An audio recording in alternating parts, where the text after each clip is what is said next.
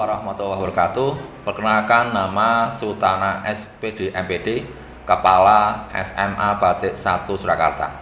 Kami bagian dari Sekolah Penggerak tahap 1 yang sudah melaksanakan kurikulum Merdeka. Adapun praktek baik yang akan kami laporkan saat ini adalah melanjutkan prestasi sekolah melalui K3 IKM. Adapun visi SMA Batik 1 Surakarta adalah mewujudkan lembaga pendidikan menengah umum swasta yang unggul dengan bertumpu pada peningkatan iman dan takwa, penanaman disiplin, dan tertingkatnya prestasi. Adapun visi SMA Batik 1 Surakarta adalah menyelenggarakan pendidikan menengah umum yang berkualitas sesuai dengan tuntutan masyarakat kini dan mendatang. Yang kedua, mengembangkan pembentukan generasi muda yang islami, bertakwa, dan berakhlak mulia. Yang ketiga, membentuk generasi muda yang berdisiplin tinggi, bertanggung jawab, mandiri, dan tetap santun. Yang keempat, senantiasa mengupayakan tercapainya optimalisasi prestasi bidang akademik, olahraga, seni budaya, maupun skill. Yang kelima, menanamkan prinsip hidup berilmu amaliyah dan beramal. Adapun yang melatar belakangi kami mengangkat judul ini adalah kami sebagai bagian dari sekolah swasta harus mampu menjaga eksistensinya, tidak boleh kalah dengan sekolah dimanapun, dan kita harus maju, berprestasi, mampu memberikan pelayanan terbaik bagi anak-anak. Tidak lupa adalah sebuah kisah dari Nokia yang menggambarkan bahwa kita harus mampu bersaing di masa depan.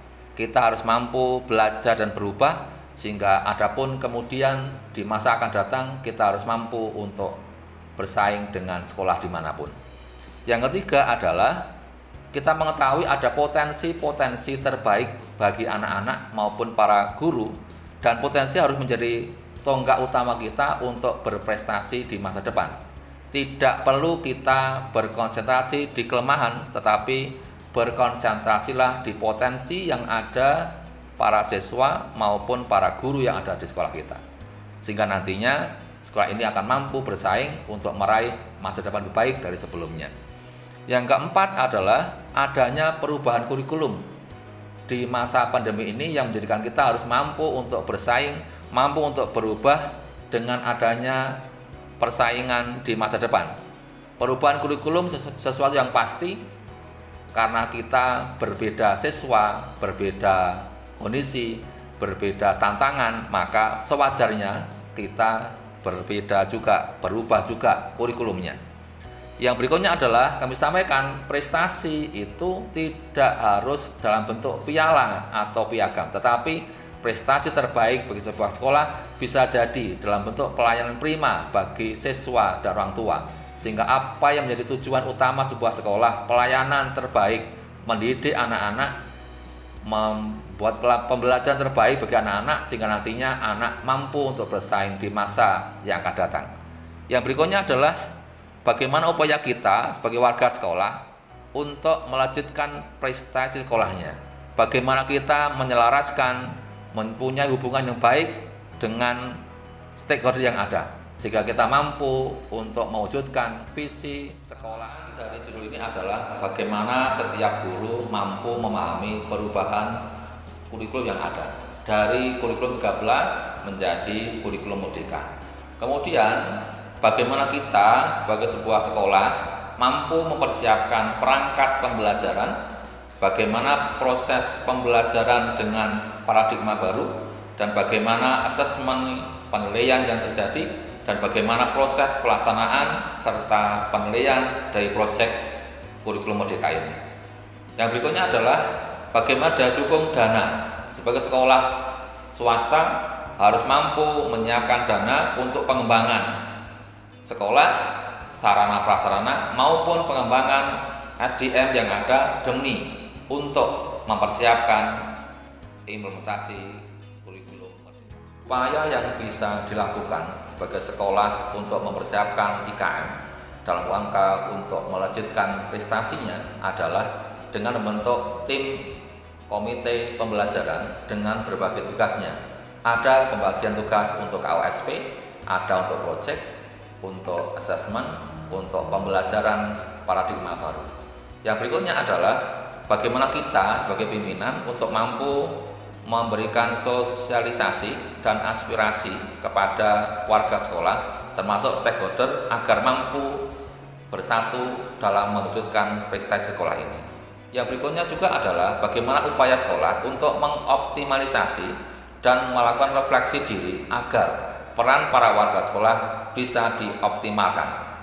Yang berikutnya, bagaimana upaya kita untuk memberikan sebuah tindak lanjut peran warga sekolah jika nantinya setiap warga sekolah mampu punya peran dalam melanjutkan prestasi sekolahnya. Adapun yang kami maksud dalam K3 IKM adalah bagaimana kita untuk melakukan kolaborasi, kemandirian, dan kepemimpinan dalam mewujudkan prestasi sekolah IKM. 1.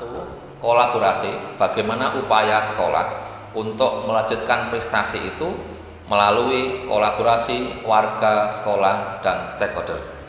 Penyusunan perangkat pembelajaran, bagaimana proses pembelajaran bisa berlangsung dengan baik, bagaimana proyek dari modul dan asesmennya, dan bagaimana asesmen bisa dilakukan, itu semuanya melalui kolaborasi dengan warga sekolah dan stakeholder. Bagaimana caranya? Dengan workshop atau IHT yang melibatkan perguruan tinggi, orang tua siswa, LPPK SPS, ataupun dari pengawas dan stakeholder yang lainnya. 2. Kemandirian. Bagaimana upaya kita sebagai sebuah sekolah untuk mandiri dalam pengelolaan IKM, baik itu perencanaan, pendanaan, pelaksanaannya, maupun monitoring sebagai bentuk refleksi kita terhadap pelaksanaan kegiatan untuk pendukung pelaksanaan implementasi kurikulum merdeka. 3. Kepemimpinan. Kepala sekolah harus mampu memimpin sekolahnya sebagai pemimpin pembelajaran, sebagai motivator pembelajaran dengan upaya semaksimal mungkin bagaimana kita mampu meningkatkan prestasi guru dan siswa sesuai dengan bakat dan potensinya. Sehingga nantinya setiap siswa diyakini unik dan dia mampu untuk mempunyai sebuah prestasi terbaiknya. Sehingga kita harapkan setiap siswa mampu mempunyai prestasi terbaik saat dia sekolah di SMA Batik 1 Surakarta. Adapun refleksi hasil dan dampak dari pelaksanaan K3 IKM adalah adanya pemahaman yang lebih baik terkait dengan implementasi kurikulum merdeka. Bagaimana cara guru untuk mempersiapkan perangkat pembelajaran, bagaimana guru dalam proses pembelajaran paradigma baru, bagaimana guru dalam pelaksanaan proyek dan asesmen bisa terlaksana dengan maksimal. Yang berikutnya adalah bagaimana daya dukung pelaksanaan pembelajaran. Saat kita warga sekolah mampu mendukung untuk mendapatkan hasil terbaik dari pelaksanaan implementasi kurikulum merdeka.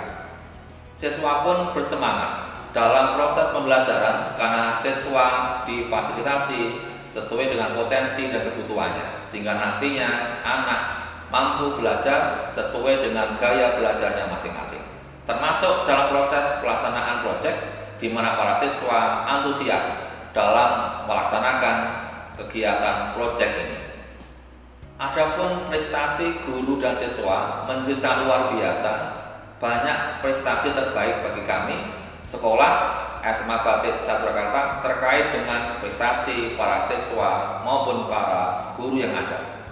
Yang berikutnya adalah bagaimana kami berkesempatan untuk mendampingi implementasi kurikulum merdeka dari berbagai sekolah yang ada, baik Surabaya maupun Capdin wilayah 10. Harapan kami adalah proses ini bisa menular ke sekolah-sekolah yang lain. Demikian cerita praktek baik kami SMA Batik 1 Surakarta dalam rangka melanjutkan prestasi sekolah melalui P3 IKM. Harapan kami mampu mendorong, memotivasi semuanya agar kita mampu melanjutkan prestasi terbaiknya baik siswa maupun guru dan karyawan, sehingga kita menjadi terbaik di zamannya. Kita mampu mempersiapkan anak didik kita bersaing di masa yang akan datang. Demikian, terima kasih. Assalamualaikum warahmatullahi wabarakatuh.